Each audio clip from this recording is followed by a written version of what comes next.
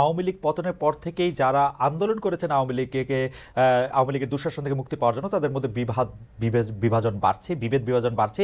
সেই বিভেদ বিভাজন বাড়ারও নানা রকম মাত্রা এবং নানা রকম সমীকরণ আছে। সেই বিভেদ বা বিভাজন কখনো হয়ে উঠছে রাজনৈতিক আদর্শ ভিত্তিক, কখনো হয়ে উঠছে লিঙ্গভিত্তিক, কখনো হয়ে উঠছে ধর্ম বা অন্যান্য আদর্শ ভিত্তিক। এইসব বিভেদ নিয়ে কথা বলার জন্য, এইসব বিভেদ থেকে উত্তরণের পথ খোঁজার জন্য আজ আমাদের সঙ্গে রয়েছেন। আচ্ছা, আপনাদের ছোট জিনিস বুঝাই।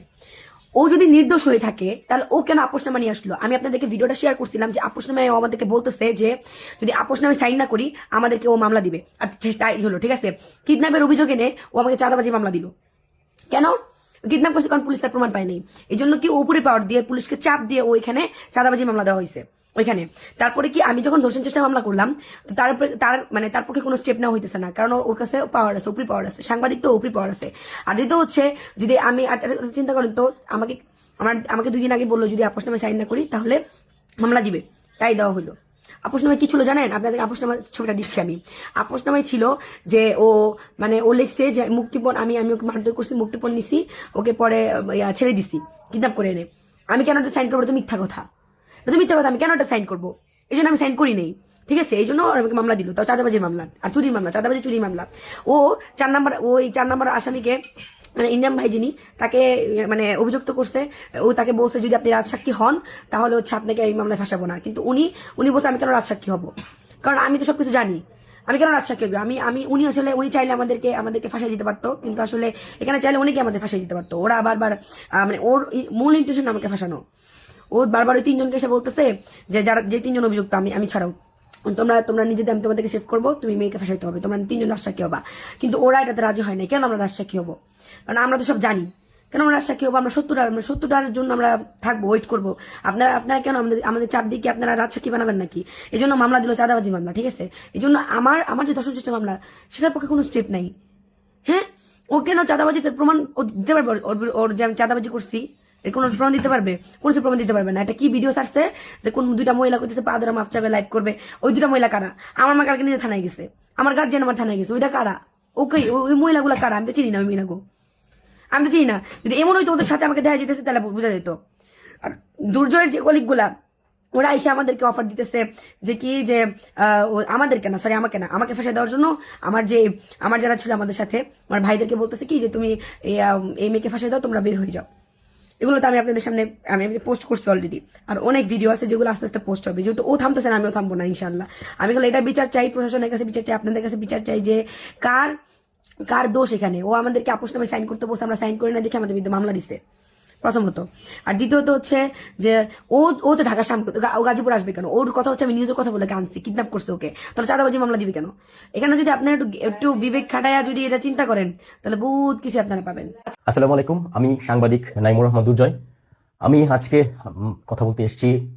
সাধারণত আমি কখনোই আমার সাথে কোনো ঘটনা ঘটলে বা আমাকে নিয়ে কেউ কোনো লেখালেখি করলে সেগুলোর জবাব আমি কখনো দেইনি। আজকে আসলে না দিয়ে আর পারছি না। সাম্প্রতিক সময় আপনারা সকলে অবগত আছেন যে যৌথ বাহিনীর অভিযানে কথিত জুলাই যোদ্ধা তাহারিমা জান্নাত সুরভি তাকে গ্রেফতার করা হয়। এখন তার গ্রেফতারের সাথে আমার কি সম্পর্ক, এটি নিয়ে নানান প্রশ্ন উঠছে এবং দাবি উঠছে যে 50 কোটি টাকা চাঁদাবাজির মামলা আমি সাংবাদিক নাইমুর রহমান দুর্জয় তাহারিমার নামে করেছি, এমন একটি অভিযোগ কিন্তু ইতিমধ্যে সোশ্যাল মিডিয়াতে ব্যাপক পরিমাণে ভাইরাল হচ্ছে। এখন আমি আমার বিষয়টা বলি যে 50 কোটি টাকার চাঁদাবাজির অভিযোগের মামলা আমি করিনি। এটা কে বা কারা করেছে আমি সেটি জানি না। আমার যে অভিযোগ সেটা হচ্ছে 50,000 টাকা চাঁদাবাজির মামলা, 50,000 টাকার মামলা। একেবারে যা হয়েছে আমার সাথে আমি তাই উল্লেখ করেছি, কেননা আমি কখনই ছোট থেকে এখন পর্যন্ত টাকা পয়সা বিভিন্ন সবকিছু নিয়ে আমি কখনোই মিথ্যা কথা বলি না। আমার সাথে যা যা হয়েছে আমি ঠিক তাই উল্লেখ করেছি। সেই প্রথমে অভিযোগপত্র আমি দায়ের করেছি গাজীপুর জেলাধীন কালিয়াকোট থানায়। পরবর্তীতে সেই অভিযোগের ভিত্তিতে আমি মামলা করেছি। সেই অভিযোগে শুরু থেকে শেষ পর্যন্ত আমি একটি শব্দ মিথ্যা বলিনি এবং মিথ্যা লিখিনি। বিশেষ করে যে টাকার যে অঙ্কটি কথা বেশি বেশি উঠছে, সেই টাকার অঙ্ক আমি একেবারে যা নিয়েছে আমার কাছ থেকে, তারা যত টাকা নিয়েছে এবং ক্যাশ যত টাকা নিয়েছে, বিকাশ থেকে তারা আমার বিকাশে বিভিন্ন জায়গা থেকে টাকা এনে তারা যে টাকা নিয়েছে ঠিক আমি তত টাকা উল্লেখ করেছি। আপনারা সকলে অবগত আছেন যে বিকাশের স্টেটমেন্ট কিন্তু ডিলিট করা যায় না, সেটা থাকে। সে কারণে আমি কিন্তু বিকাশের স্টেটমেন্ট আমি প্রিন্ট করে আমার বাসায় আমি রেখেছি এবং এটা মামলার কাজে এবং আইনগত ভাবে আমি অনেক সহযোগিতা পাবো। সে কারণে আমি বিকাশের স্টেটমেন্টটি আমার কাছে এটা রয়েছে। এবং আমাকে যে মারধর করা হয়েছিল এবং আমাকে অপহরণ করে আমার উপর যে শারীরিক নির্যাতন চালানো হয়েছিল সেগুলোর ফটো এবং সেগুলোর আলামত আমার কাছে আছে। এবং আর সেটার মেডিকেল রিপোর্ট আমার কাছে আছে। এখন প্রশ্ন উঠছে যে এই জুলাই যোদ্ধা তাহারিমার সাথে আমি কিভাবে সম্পৃক্ত হলাম এবং আমি কেনই বা তার নামে মামলা করলাম। 2025 নভেম্বরের 18 নভেম্বর 17 নভেম্বর রাত আমি দিন এবং রাত আমি সারাদিন ধানমন্ডি 32 এবং ওইসব এলাকায় আমার ডিউটি ছিল। আমি সারা দিন কঠোর পরিশ্রম করি এবং রাত 1টা পর্যন্ত আমি ধানমন্ডি 32 স্টে করি। তখন আমাকে লাইভে থাকা অবস্থায় আমাকে অনেক ফোন দিচ্ছিল। আমি তার ফোন ধরছি না, কেটে দিচ্ছিলাম এবং লাইভ শেষ করে আমি তাকে ধমক দিয়েছিলাম যে আমি তোমার ফোন কেটে দিচ্ছি, তারপর তুমি ফোন দিচ্ছ কেন। এটা বলার পরে সে বলল ভাই জরুরি কথা আছে। পরে তার ফোন আমি যখন একেবারে আমার কাজ শেষ তখন আমি তার ফোন ব্যাক করি। ব্যাক করার পরে সে বলে ভাইয়া কালকে আমাদের এই আপনাকে তো আমার কলেজে সবাই চিনে, ভাওয়াল কলেজে আপনি আসেন, আমি তো আপনাকে এর আগে বহুবার নিউজের তথ্য দিচ্ছি, আমি তো আর নিউজের তথ্য নিয়ে মিথ্যা কথা বলি না, আপনি আসেন আমার কলেজে, আপনাকে সবাই চিনে, আমাদের কলেজে একটা কালকে প্রোগ্রাম হবে, আপনি একটু প্লিজ ভাই একটু কাভারেজ দেন, আর আমার কলেজে সবাই আপনাকে চিনে। কলেজের একটা প্রোগ্রাম এবং এখানে তারা অনেকে জুলাই আন্দোলন করেছে, আমি জুলাই রিলেটেড কোনো প্রোগ্রাম ওরা আমাকে বলছিল জুলাই রিলেটেড আমার সমস্ত সহযোদ্ধা এখান থেকে আমরা আন্দোলন করেছি, এই কলেজে আপনাকে সবাই চিনে, আপনি আমাদেরকে অনেক কাভারেজ দেন এবং আপনি জুলাইয়ের সাংবাদিক, এটা আমি সবাইকে বলেছি, আপনি আসেন ভাইয়া, আপনি আসেন, আগামীকাল আসেন, অনেক রিকোয়েস্ট করতেছিল। তা আমি পরে যদি ওর মানে কল রেকর্ড কখনো যদি এটা সম্ভব হয় শোনা, আমি বারবার বলতেছিলাম এবং অনেকবার বলতেছিলাম যে আমি অনেক ক্লান্ত, আমি টানা 3 দিন 16, 15, 16, 17 টানা 3 দিন ডে নাইট আমি ডিউটি ছিল আমার, সে কারণে আমি চাচ্ছিলাম যে 18 এবং 19 তারিখ 2 দিন আমি ছুটি নিব এবং বাসায় থাকবো। সেখান থেকে আমাকে ব্যাপক রিকোয়েস্ট করতেছিল, রিকোয়েস্টের এক পর্যায়ে আমি বাধ্য হই যে ঠিক আছে আমি আসবো না। পরের দিন আমি তারা বলি যে 11টার দিকে আমি আসবো। 11টার দিকে আসবো। আমি বাসায় আসি, আসার পর খাওয়া দাওয়া করে ঘুমানোর পরে আমি ঘুম থেকে উঠে থেকে 11:30 বেজে গেছে এবং এর মধ্যে আমাকে অনেকগুলো কল দিচ্ছে। আমাকে আমার এয়ারপোর্ট যাওয়ার কথা ছিল, যে এয়ারপোর্ট পর্যন্ত আমি যাবো, সেখান থেকে আমাকে নিয়ে যাবে এমন কথোপকথন তার সাথে আমার হয়েছিল। তারপরে আমি ঘুম থেকে উঠে দেখি 11:30 বেজে গেছে এবং এর মধ্যে সে আমাকে প্রায় 20টার মতো কল দিয়েছে এবং প্রায় 40টার মতো সে মেসেজ আমাকে দিয়েছিল। তো পরে আমি দেখে পরে মেসেজ ব্যাক করলাম যে সরি আমাকে ঘুম থেকে উঠতে লেট হয়ে গেছে, আমি কি আইসা পাবো? পরে বললো ভাইয়া আপনার জন্য দাঁড়ায় আছি এয়ারপোর্ট। এই কথা বলার পরে তারপরে আমি বললাম যে ঠিক আছে আমার হয়তো এক ঘন্টাখানিক লাগবে, আমি আসতেছি। পরে সেখান থেকে আমি এখান থেকে মোটরসাইকেল করে আমি হচ্ছে যাই, এয়ারপোর্টে যাই, সেখান থেকে ওকে মোটরসাইকেল উঠাই ও চৌরাস্তার কথা বলছিল যে চৌরাস্তায় ভাওয়াল বজ্রালম কলেজ এবং তথ্য আমাকে দিয়েছিল। আমি এখান থেকে গাজীপুর চৌরাস্তার উদ্দেশ্যে এয়ারপোর্ট থেকে রওনা দিই। রওনা দেওয়ার পর এই চৌরাস্তায় যাওয়ার আগে যে ভোগড়া বাইপাস এমন একটা জায়গা আছে, সেই বগুড়া বাইপাসে যাওয়ার পর আমাকে বলে ভাই বামে যান। আমি তো একেবারে চৌরাস্তা, আমি তো এতটুকু জানি যে চৌরাস্তা হচ্ছে বগুড়া বাইপাসের সোজা সামনের দিকে। আমার গাড়ি একেবারে আমি সামনের দিকে সামনের দিকে আমি চলে গিয়েছিলাম, তখন সে আমাকে বলতেছে ভাই বামে যান। আমি বললাম যে চৌরাস্তা তো সামনের দিকে। পরে বললো ভাই বামে যান, বামে হচ্ছে আপনি চৌরাস্তা বলে চিনবেন, এই জন্য আপনাকে চৌরাস্তার কথা বললাম। তখন আমি আমি ওইখানে প্রায় 30 সেকেন্ড দাঁড়াইছিলাম যে বামে। আর আমি এমনি তো ভাওয়াল বজ্রালম কলেজটা চিনি না, শুনছি যে এটা গাজীপুরে, এটাই শুনছি, কিন্তু এক্স্যাক্টলি কোথায় সেটা আমি জানি না। এবং আমি চৌরাস্তা যাই, তার সাথে আমার প্রায় 1.5 বছরের পরিচয়, 1.5 বছর ধরে তাকে চিনি এবং তার অনেক উপকার আমি করেছি। একটা ট্রাস্টের জায়গা থেকে আমি যাই এবং এটা আমি অফিসকে অবগত করি নাই। হ্যাঁ, আর অফিসকে অবগত না করার বিষয়টা হচ্ছে এমন যে অফিসকে বিভিন্ন জায়গায় অবগত করার ছাড়া আমি চলে গিয়েছি। বিপদ হয় নাই বিদায় অফিস আমাকে কিছু বলে নাই, এবার বিপদ হয়েছে বিদায় এটা সবাই সুযোগ পাচ্ছে যে আমি কেন অফিসকে না বলে চলে গিয়েছি। আমি নিউজের কাজে, আমি খবরের কাজে, আমি কোথাও আমি কোন জায়গাটাই যাইনি। আমি গোপালগঞ্জে গিয়েছি, আমি নরসিংদীতে গিয়েছি, আমি নারায়ণগঞ্জে গিয়েছি, আমি গাজীপুরে গিয়েছি, আমি মুন্সিগঞ্জে গিয়েছি এবং বহুবার গিয়েছি, নারায়ণগঞ্জে বহুবার গিয়েছি এবং একবার তো একেবারে ব্রাহ্মণবাড়ির কাছাকাছি চলে গিয়েছিলাম নিউজের কাজে। বিভিন্ন সময় অফিসকে অবগত করি নাই, বিভিন্ন সময়, কারণ ওই জায়গাগুলো থেকে আমি সফল হয়েছি, যার কারণে অফিস আমাকে কিছু বলে নাই। এবারের ঘটনায় আমি ফেসে গিয়েছি, আমাকে ফাঁসানো হয়েছে এবং আমাকে ট্র্যাপে ফেলার জন্যই তারা দীর্ঘদিন ধরে প্ল্যান করে আমাকে নিয়ে গিয়েছে সেখানে। হ্যাঁ, এই কারণে হয়তো আমি এই ঘটনাটা অনেককে আমি এটা বুঝাতে পারিনি। তারপরে আমাকে যখন বাম দিক থেকে নিয়ে মোটামুটি অনেকটা ভেতরে আমাকে নিয়ে যাওয়ার সময় আমি বলছিলাম, যখন কোনাবাড়ি ফ্লাইওভারটা ক্রস করি তখন আমি বলছিলাম যে আর কত দূর? বললো ভাইয়া আরেকটু। আপনাদেরকে আরেকটা তথ্য দিয়ে রাখি যে আমি যখন বাইক চালাচ্ছিলাম আমার এই ব্যাগ ছিল পিছনে, ব্যাগ পিছনে ছিল এবং নিউজের জন্য যা ইনস্ট্রুমেন্ট দরকার আমার ব্যাগে সবকিছু ছিল এবং আমি ব্যাগ পিছনে দিয়ে আমার হাত ছিল সামনের দিকে, ব্যাগ চালাচ্ছিলাম এবং ওই মেয়ের যে বলে যে কুপ্রস্তাব বা যা তা বলে যেগুলো বলে বেড়াচ্ছে, যদি আমার ইন্টেনশন থাকতো যে ওর, তাহলে তো আমি তো ব্যাগটা সামনে রাখতাম এবং ওকে ছেলেদের মতো বসাতাম। ও একটা মেয়ে মানুষ, একজন আমার বাইকে আমার আম্মা উঠলে যেভাবে উঠে, আমার বোন যেভাবে উঠে, ও এভাবে উঠছিল এবং আমার ব্যাগ আমার পেছনে ছিল। ওর গায়ের সাথে আমার গা লাগার কোনো ছিল না, চান্সই ছিল না এবং এটা হয়ও নাই। হ্যাঁ, আমি জিজ্ঞেস করলাম যা কত দূর? বললো ভাই আরেকটু চলে আসছে, এইভাবে চলে আসছে। শফিপুর নামক জায়গায় যাওয়ার পর তখন সে বলে ভাইয়া এবারে ফ্লাইওভার উঠেন না, আমরা চলে আসছি। পরে নিচ দিয়ে যেতে বলে আমি নিচ দিয়ে কিছুটা যাওয়ার পরে আমাকে গাড়িটা স্লো করতে বলে, আমি গাড়িটা স্লো করি। তারপরে ওরা স্লো করার পরে পানি কিনতে নাকি ফুল কিনতে ও নামে, আমি স্পষ্টত আমার মনে নাই কি জন্য নামে। তো আমি যখন গাড়িটা স্লো করছিলাম, আমার হচ্ছে আমি ওদিকে ফিরেছিলাম, আর আমার মুখমণ্ডল ছিল সামনের দিকে, আমি পেছন দিকে কোথায় গিয়েছে বা কি করতেছে আমি সেটা খেয়াল করিনি। 20 সেকেন্ড হয়েছে, 20 সেকেন্ডের মতো হয়েছিল, আমি বাইকে বসে জাস্ট ফোনটা চালাচ্ছিলাম। সাথে সাথেই 2-3টা ছেলে এসে আমার প্রথমে ফোন টান দেয়, আমার বাইকে থেকে চাবি খুলে নেয় এবং আমাকে হাত মুখে ধরে ফেলে বলে যে গাড়ি থেকে নাম। মনে বললাম ভাই কেন, আমার দোষ কি? পরে ওরা বলে যে এই মেয়ের সাথে তো কিসে পরিচয়, তুমি এখানে আসছিস কেন? তা আমি প্রথমে ভাবি যে এটা তো মিসআন্ডারস্ট্যান্ডিং হচ্ছে, যে আমি যেহেতু ওই মেয়েকে আমার পিছনে বসিয়েছি, এই হয়তো এই ছেলে ওই মেয়ের বয়ফ্রেন্ড, ওর হয়তো বিষয়টা দেখে খুব খারাপ লাগছে, এই কারণে হয়তো আমাকে ধরেছে। এবং আমি সাথে সাথে বিষয়টা ক্লিয়ার করার মানে প্রস্তুত নিয়েছিলাম যে আমি তো ভাই আপনার হয়তো গার্লফ্রেন্ড হতে পারে, কিন্তু আমার তো কিছু না, আমার তো তার সাথে এমনি পরিচয় বা আমার ছোট বোনের মতো। কিন্তু তারা তখন আমাকে বলে যে আমাদের বড় ভাই কথা বলবে, আপনাকে কিছু করবো না, আমার বড় ভাই কথা বলবে, আপনি চলেন, কথা বলার পরে আপনাকে ছেড়ে দিব। আমি চিন্তা করলাম যে আমি একজন সাংবাদিক এবং আমাকে চিনে সবাই, এবং এই মেয়েও আমার ব্যাপারে অবগত আছে, তো আমি যাই, গেলে কি বা হবে। তখন ওরা আমাকে আমার বাইক ওদের কাছে নিয়ে যায় এবং আমার মোবাইল ফোন ওদের কাছে। তখন আমি ভাবলাম যে আমি কি এখানে চিৎকার বা চেঁচামেচি করবো। সড়কটা ছিল একেবারে নিরিবিলি, একেবারে চুপচাপ শুনশান একটি সড়ক ছিল, যার কারণে আমি চিৎকার চেঁচামেচি করলে কোনো লাভ হতো না। তারা আমাকে একটি অটোতে করে ওই তাদের যে বড় ভাই, সেই বড় ভাইয়ের বাসায় নিয়ে যায়। তখন ওই বড় ভাইয়ের মা এবং খালা সেখানে উপস্থিত ছিল, এবং পরে তারা 3জন এবং সেই মেয়ে 4জন আমাকে একটা রুমে নিয়ে যায়। রুমে নিয়ে আমাকে তখন আটকায় ফেলায়, এবং রুমে নেওয়ার পরে আমি তাদের উদ্দেশ্য কি বুঝে যাই, এবং এটার সাথে যে এই তাহরিমা জান্নাত জড়িত সেটা আমি শরৎ থেকে বুঝি যে এটা তার একটা প্ল্যান, এবং তার অনেক উচ্চ আকাঙ্ক্ষা যে আমার বিপুল পরিমাণ টাকা আছে, আমি অনেক টাকার মালিক, এ ধরনের কথাবার্তা সে সবাইকে বলে বেড়াতো। এবং সেই স্পটে আমাকে আটকে সে আমাকে 5 লক্ষ টাকা মুহূর্তের মধ্যে দাবি করে যে আমাকে 30 মিনিটের মধ্যে 5 লক্ষ টাকা দিতে হবে, না হয় তারা আমার যে পেজ, আমি যে হাউসে কাজ করি, যে প্রতিষ্ঠানে কাজ করি, সেই পেজ থেকে লাইভে যাবে, বলবে যে আমাকে এই অনৈতিক অবস্থায় আমি এখানে ধরা পড়েছি, আমি এই ড্রাগসের ব্যবসা করি, নানান ধরনের কথা তখন তারা বলছিল। আমি জাস্ট হতবিম্ব হয়ে যাই যে আসলে আমার সাথে কি হচ্ছে, এবং আমাকে ব্ল্যাকমেল করা শুরু করে, এবং আমাকে বলতে থাকে যে আমি যদি টাকা না দিই সেক্ষেত্রে লাইভে যাবে, আমাকে আমার জামা কাপড় খুলে আমার ভিডিও করবে, লাইভ ভিডিও করবে, এবং সেটা আমাদের যে প্রতিষ্ঠান, আমি যে প্রতিষ্ঠানে কাজ করি বাংলাদেশ প্রতিদিন, সেই প্রতিষ্ঠানের পেজ থেকে লাইভে যাবে, বলবে যে বাংলাদেশ প্রতিদিনের সাংবাদিককে এই অবস্থায় পাওয়া গেছে। এই মেয়ে বলতেছিল যে ওর পক্ষে 5 লক্ষ টাকা ম্যানেজ করা 30 মিনিটের ব্যাপার, এই ধরনের কথা বলতেছিল। আমি বললাম যে আমার টাকার উৎস কি, আমি কিভাবে ম্যানেজ করবো, আমি তো বেতনের বাইরে আমার 1 টাকাও নাই। ওই তাহারিমাকে আমার পাশে বসায়, মাস্ক পরে আমার পাশে বসিয়ে তারা দরজার বাইরে থেকে নক করে যে আমরা এখন বাইরে থেকে নক করবো, নক করার পরে আমরা তোর ভিডিও করবো, এই মেয়ের সাথে তোকে অনৈতিক অবস্থায় পাওয়া গেছে এবং তুই ড্রাগসের ব্যবসা করো, এই ধরনের কথাবার্তা বলে ভিডিও করবো, তুই শুধু ভিডিও না করতে নিষেধ করবি। তখন তাদের ভাষ্যমতে তারা দরজার বাইরে থেকে নক করে, দরজা আমি খুলি, পরে আমাকে বলে যে আমি অনৈতিক কাজের সাথে জড়িত এবং আমি ড্রাগসের ব্যবসা করি। তখন আমি তাদেরকে ভিডিওর মধ্যে থেকে একটা কথা বলি যে এমন কোনো প্রমাণকে আপনি দিতে পারবেন, আপনারা দিতে পারবেন কিনা। তখন তারা আমাকে ওই কথা বলার সাথে তারা আমাকে হাত তোলে। পরে আমি চিন্তা করলাম যে এখানে তাদের কথা রিপ্লাই দিলে তাদের হাত থেকে মার খাওয়া ছাড়া আর কিছুই করার নাই, আমার যত চুপচাপ ভূমিকা পালন করা যায় ততই ভালো।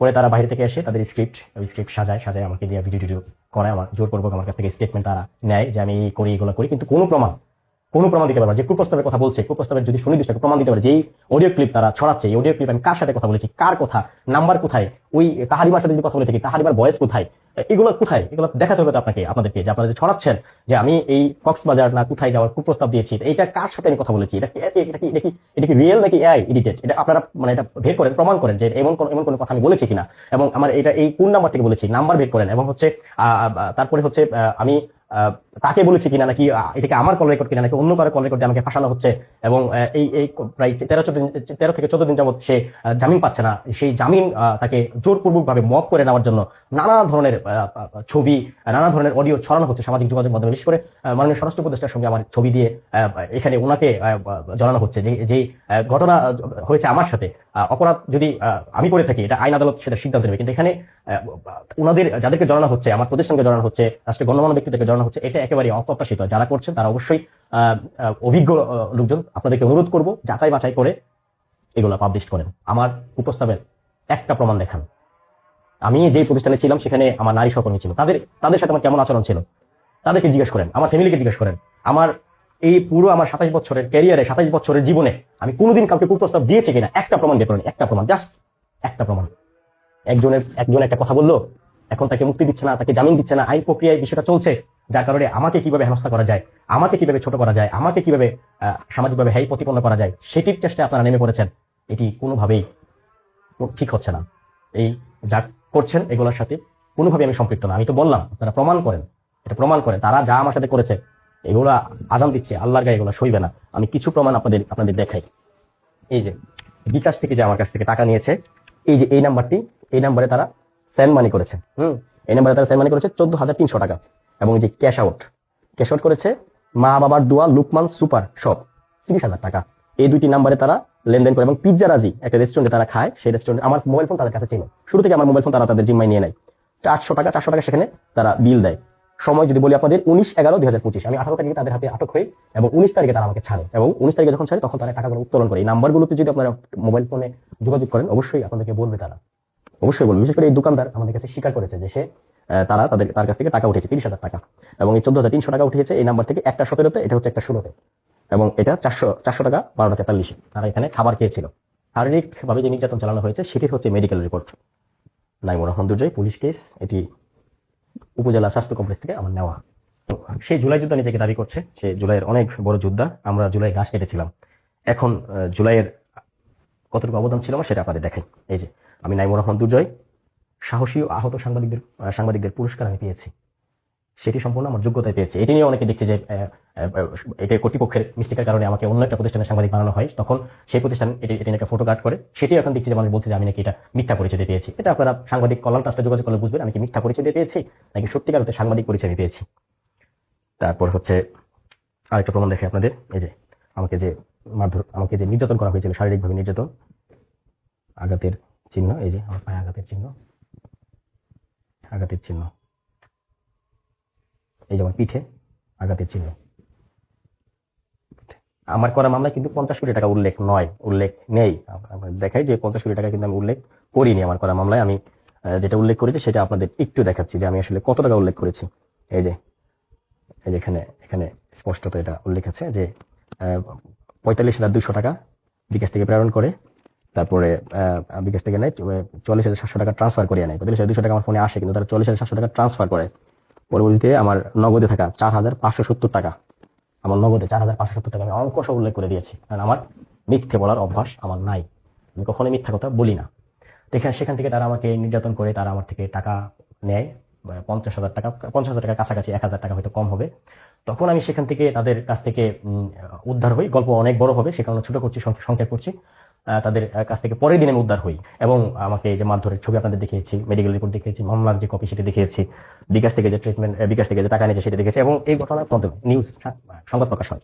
তো তথ্যদের কথা বলে ডেকে সাংবাদিকের মারধর, টাকা আদায়। গাজীপুরে সাংবাদিককে অপহরণ করে 24 ঘন্টা আটকে রেখে মারধর।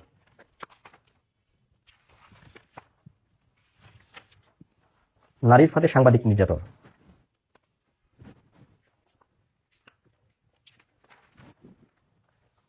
গাজীপুরে সাংবাদিককে 24 ঘন্টা আটকে রেখে মারধর, টাকা আদায়। সাংবাদিককে আটকে রেখে মারধর, টাকা আদায়ের অভিযোগ। 50,000 টাকার চাঁদাবাজির মামলা তার নামে করেছে। এবং আরেকটা বিষয় আপনাদের দেখাই যে এই যে আপোষের প্রস্তাব তারা আমাকে দিয়েছিল, যে এই ঘটনা থেকে যেন আপোষ করে ফেলে। ইডেন ক্যামেরা রেকর্ড করা,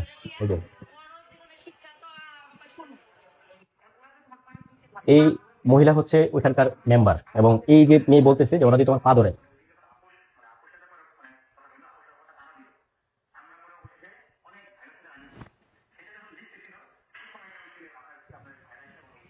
এই যে এই চারজন মূল হোতা, এই চারজন এখন তারা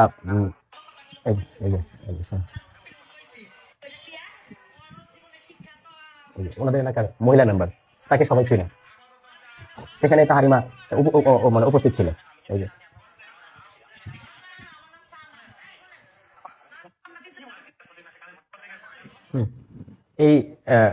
এই যে মহিলা, তিনি ফাঁড়িতে বসে এটা সমাধানের চেষ্টা করছিলেন।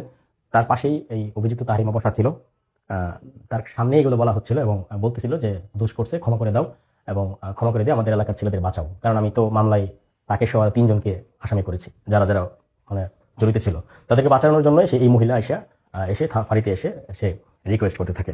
আমরা যেদিন তাদের মনের মতো আপোষ হয়নি, সে কারণে তারা ফাঁড়িতে আমাদের সাথে চরম বিশৃঙ্খলা করে। সেই বিশৃঙ্খলার একটু প্রমাণ আপনাদের একটু দেখাবো আমি। এই